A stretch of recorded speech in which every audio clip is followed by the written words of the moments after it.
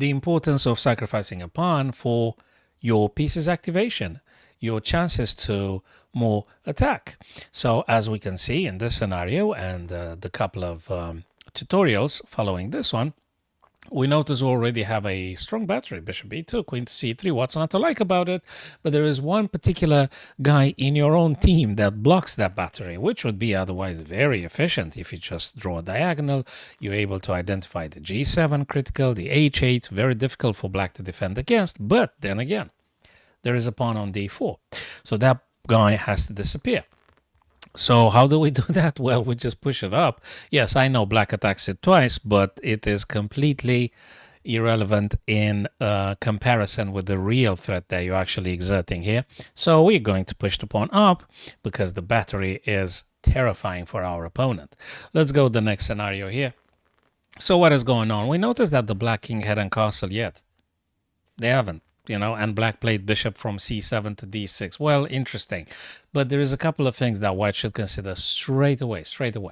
So as we said, they haven't castled. So they are incredibly vulnerable on the light squares. Now, we should be able to take advantage of the light square diagonal by placing our queen on g6, right? That would be something. And not just that. If this pawn goes up and forces black to save the bishop, somehow you, by capturing on f6, you actually again check the king which hasn't been castled. So it's up to you guys to pick up which one is the most aggressive to playing against your opponent. But definitely, because the theme is pawn sacrifice, we're moving the pawn up, and there's simply no good moves for black at this stage to play here. The next rapid tutorial here. So what is the pawn sacrifice? Well, we've got the beautiful white rooks here, the G and the H. What is not to love about this one? And the queen is ideally positioned.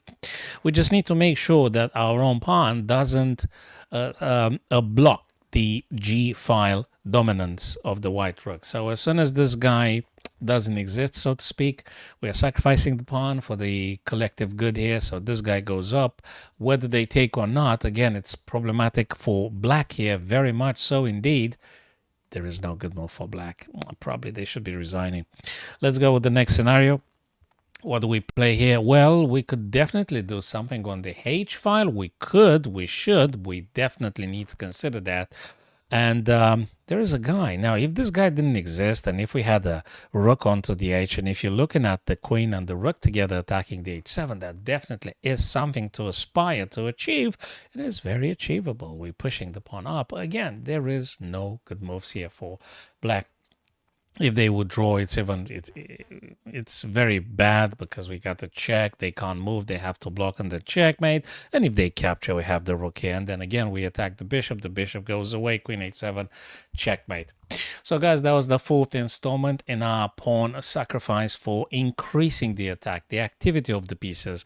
This is a very much an occurrence, a very, very common occurrence in the endgame. Always look for ways to making your pieces active, and if that involves sacrificing a pawn, and in some situations you would need to go to sacrifice more than just a pawn, as long as the compensation is very clearly in your mind's understanding, your pieces attack more following that sacrifice. Thanks for watching the short vid. Hope I'm going to see you on the next one. Soren Coach here, signing off for now.